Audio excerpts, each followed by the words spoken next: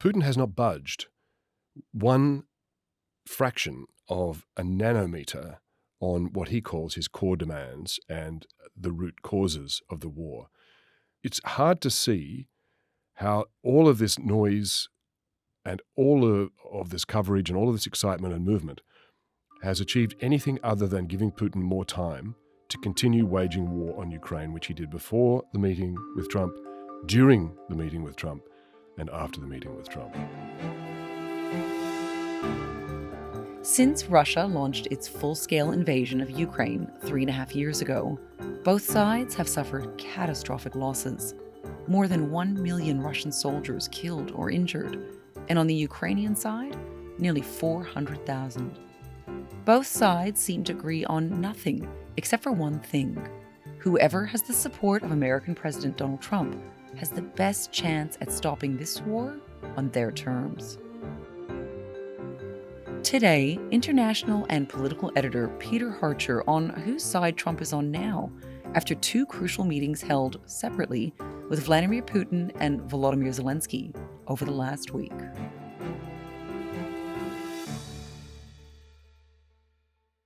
So, Peter, so happy to have you on this morning because to say that there's been a lot of zigzagging on this issue, it's hard to know what's going on. Yes, we try to follow the zigs and zags and see where the trend line heads, and that's, I think, the skill in getting through this stuff. Oh, definitely. It's going to be a matter of reading the tea leaves, I think, when it comes to parsing Donald Trump's statement. So let's launch into it. Let's start off with this meeting that Donald Trump hosted at the White House on Monday, because it's been called a love-in.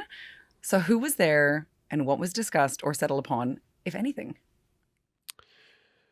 Well, it was the guest was Vladimir Putin's entree, and that is Zelensky from Ukraine, and the rest of the supporting crew were his main meal. The Europeans, there were 7 European leaders of countries and European institutions. So it was the entree and main meal for Putin's plan to conquest of Europe, and the host was Donald Trump, who, although he was presenting himself as a broker and a peacemaker in this war between the Ukrainians and the Russians, he was, in my view, the role he actually plays, if you look at the trend line and look ahead, is it's more like he's there to tenderize the next courses for Vladimir Putin. Well, walk us through this, because we know that the European leaders called the talks on Monday productive. So what was actually discussed? How were they tenderized? Well, they're 2 separate issues there. The discussion was about how to bring the Russians and the Ukrainians together to talk, and on what conditions any peace agreement might be conducted. The Europeans, the Ukrainians initially tried to bring Trump back to the concept of a ceasefire, but and you'll remember it was only days ago, before he met Putin, that Trump was insisting on a ceasefire, saying that if there were not a ceasefire, there would be, quote, severe consequences for Russia. Will Russia face any consequences if Vladimir Putin does not agree to stop the war after your meeting on Friday? Yes, they will. Yeah. What will the consequences there will be be? consequences. Sanctions, tariffs? There will be, I don't have to say, there will be very severe consequences, yes. But when Putin brushed that aside and said, no, but we can talk about a permanent peace deal instead, Trump immediately dropped that demand. The Europeans tried to bring him back to it, but he wasn't interested. Trump following Putin's lead, as he almost always ultimately does, depending, regardless of the interim rhetoric getting there, he almost always comes back to Putin's position, especially after he's spoken to him. And Putin works his Rasputin-like charm somehow on Trump. And so they talked instead about conditions for a peace agreement.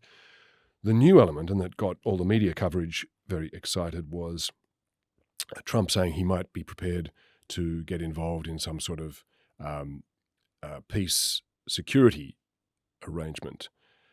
But we've since heard him clarify that there will be no American troops involved that maybe some aerial support and coordination from Washington would be about as far as it goes.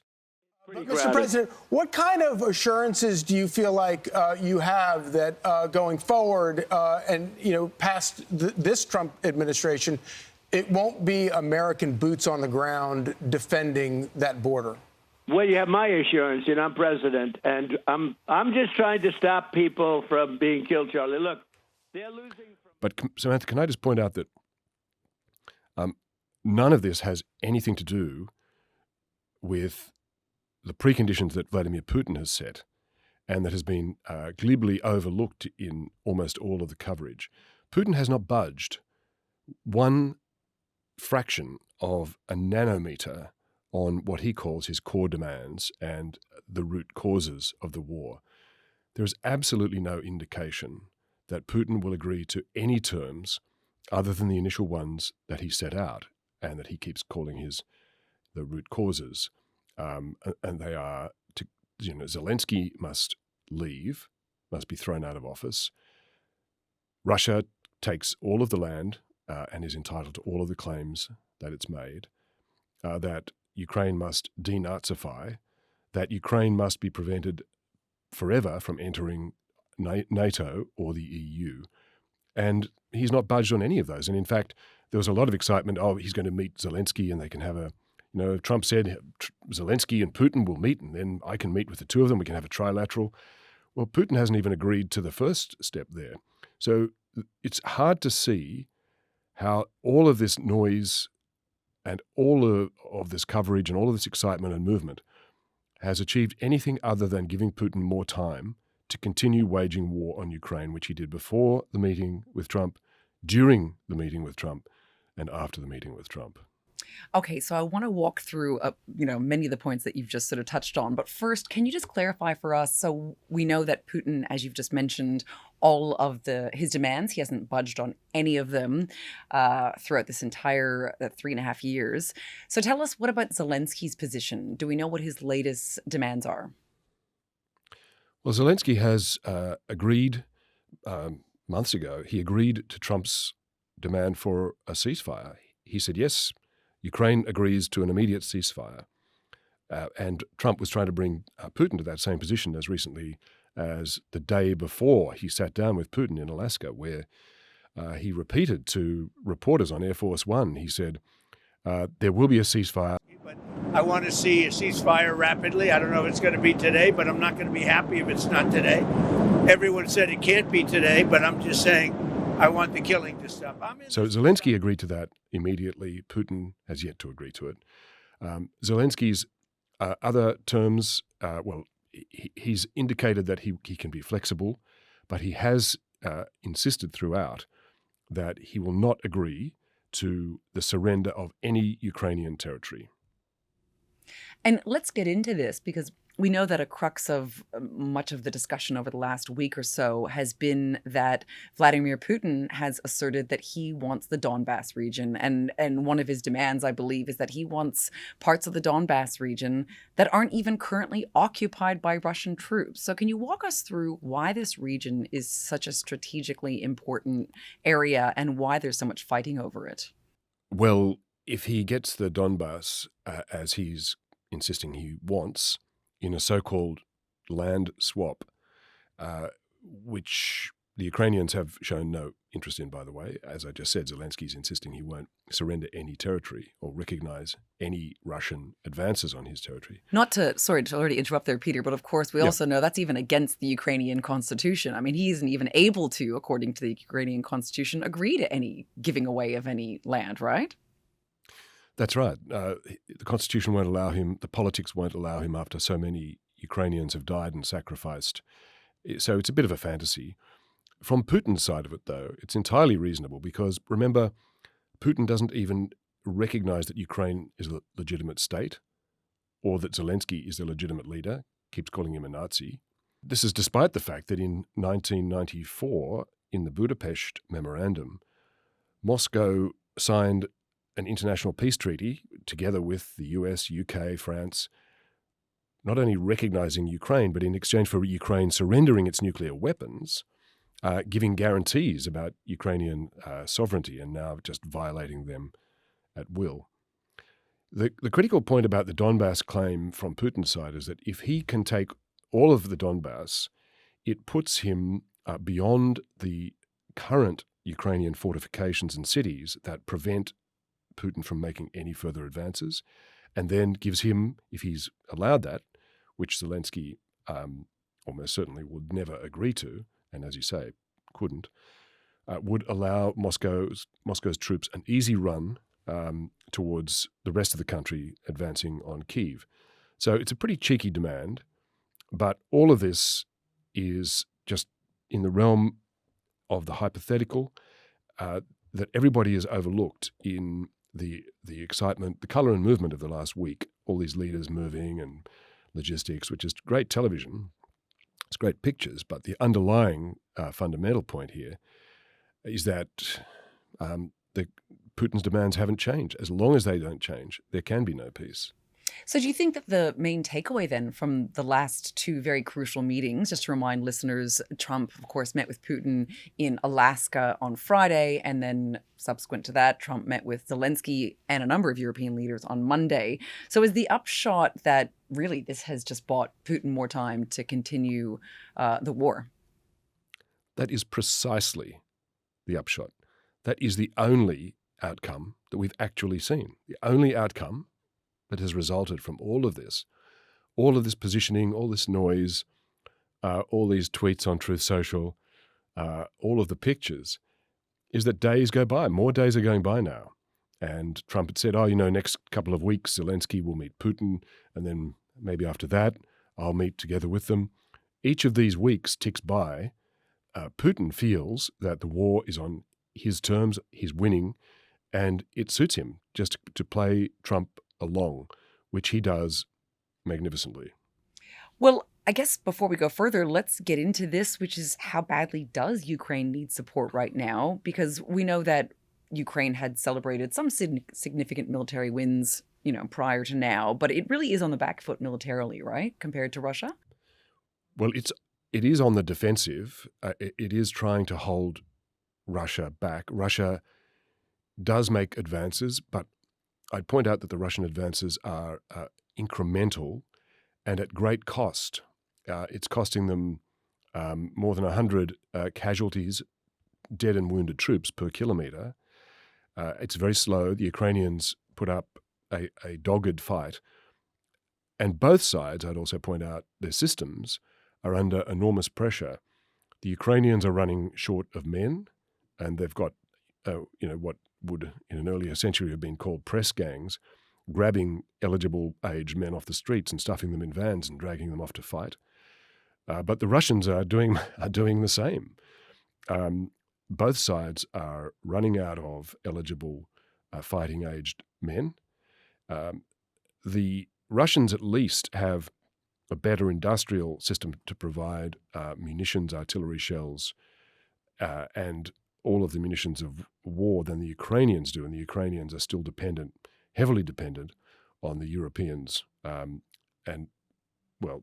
No longer directly from the US, but the Europeans are now buying munitions from the US to give to Ukraine.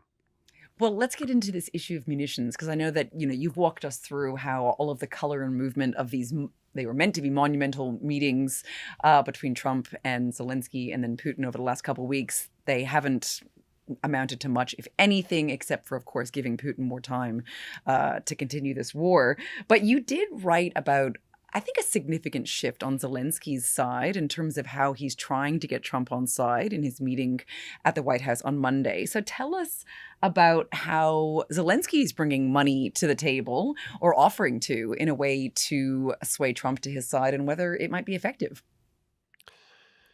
Yes, so both Putin and Zelensky, behind the scenes, are offering economic advantages to the US.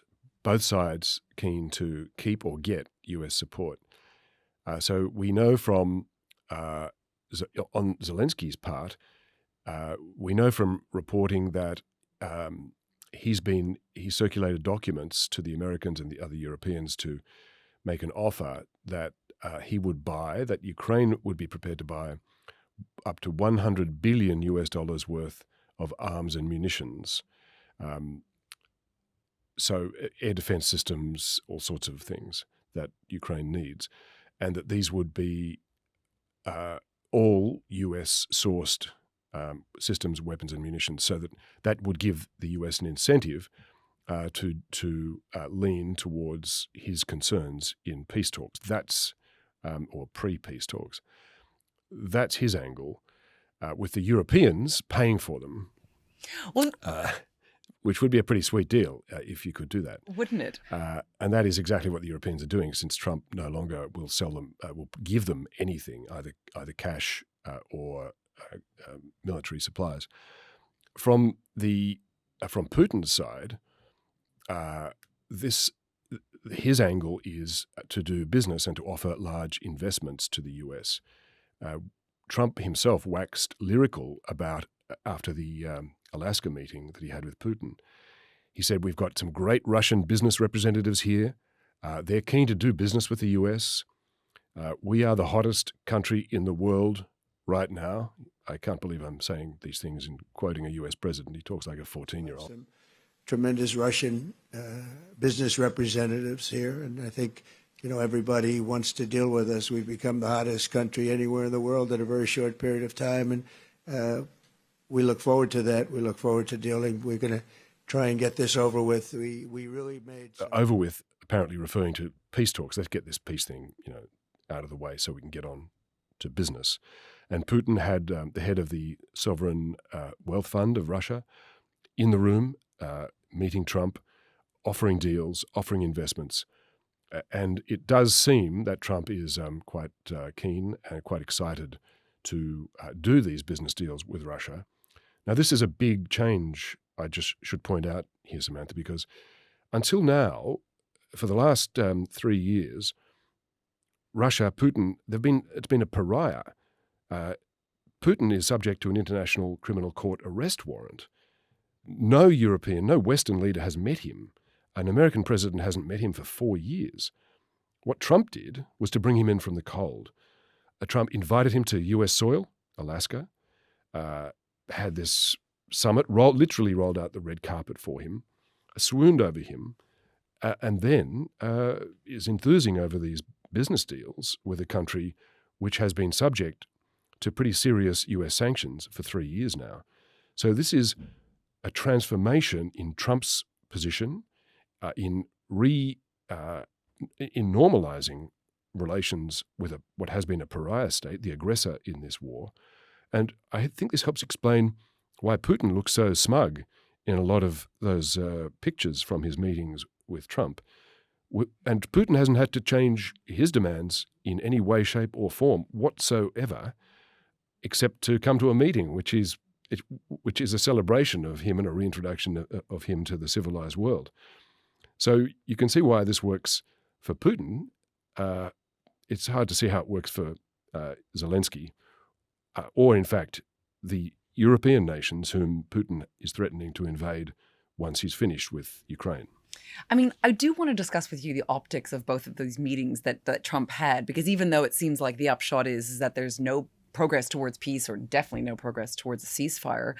Like you say, when Putin met with Trump in Alaska on Friday, Trump was deferential. I think it's fair to say. He even let Putin speak first, which I think is very unusual when you're hosting a foreign leader, let alone a foreign leader who is accused of war crimes, onto your soil.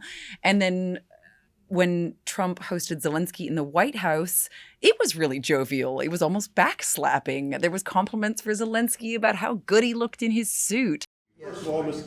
President Zelensky, you look fabulous in that suit. I said the same thing. Yeah, you look good. I said the same thing. Yeah, looks good on I you. said the one that attacked you last time. See, now I remember that. Yeah, I apologize to you. You look wonderful. So the optics on both sides, both meetings looked great for Zelensky or Putin. So is this going to come down to who can offer Trump more money? Like, is this what it's going to come down to? Well, that seems to be exactly what's happened in the Alaska summit, and we can judge that from Trump's comments afterwards, as well as Putin. Putin talked about how he wants to get on and do business, and as well as the head of the Russian Sovereign Wealth Fund, he made public comments to reporters in Alaska too. And that does seem to help us understand how Trump could go from one day before meeting Putin saying to reporters that he will demand a ceasefire from Putin and won't be very happy if there isn't one, and threatening, quote, severe consequences, and even repositioning US submarines to carry an implied threat to Russian territory and to Russia's security. And then the next day saying there is no ceasefire, let's not even talk about it. In fact, at his post-Putin remarks, Trump didn't mention the word ceasefire or sanctions or even the word Ukraine. But he is keen to get on with this business with Russia. Whatever deals Putin has offered him, obviously Trump finds prospective. We know from earlier reporting by the Moscow Times that the Russians have offered Donald Trump's special envoy, Steve Witkoff, the prospect of a Trump hotel in Moscow, something Trump has wanted since the 1980s. So there's a lot going on that score, and it might help us understand how Trump's position shifted so dramatically and emphatically in between the day before meeting Putin and then in the 5 minutes after meeting Putin.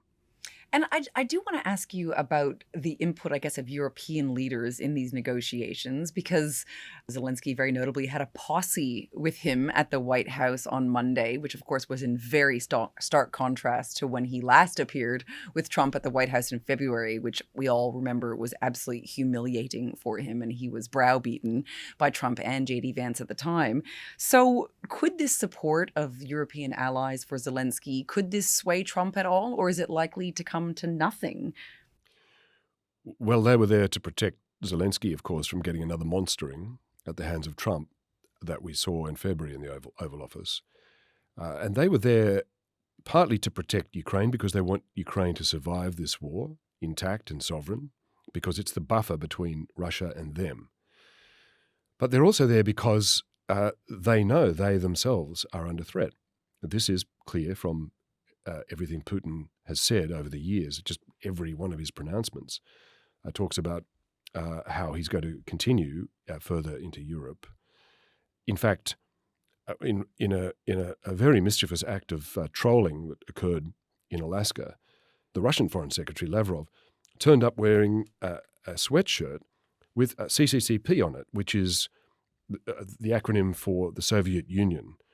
So he was subtly, or maybe not so subtly, cheering on the Putin project for the revival of all Russian territorial ownership and conquests from the Soviet Union era. So that's an unsubtle way of making the point. But the European leaders know that they are under threat. Only a few weeks ago, I interviewed Alexander Stubb, the president of Finland, who was at the White House with the leaders this week. And he sees the Russians absolutely as planning and maneuvering against his border.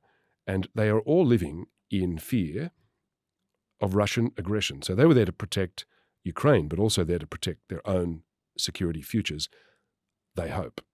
And so how is Zelensky placed now with regards to support for his demands and the military strength that Ukraine needs to keep fighting for what it wants? Because we know that Donald Trump flagged an impending meeting between Zelensky and Putin in around 2 weeks' time. And then after that, like you mentioned before, a trilateral meeting between Trump and Putin and Zelensky. But then we've also seen on Russian social media accounts scoffing at an upcoming meeting between Zelensky and Putin. So I guess, where is Zelensky left after all of this? Well, in the hours before we sat down to chat, Samantha, the Kremlin said, and Lavrov, the foreign minister, said, hold on here. He said any top-level meeting requires a great deal of careful preparation. We need to do a lot of work. He didn't rule out a meeting, but he certainly hasn't committed to one. My best guess here is that Putin will keep doing what he's been doing. If he must hold a meeting with somebody at some point, he might well do it, if it buys him more time to continue waging war unchecked, and that's what's going on here. But there's no sign that Trump has become any more committed to the defense of Europe against Russia because of this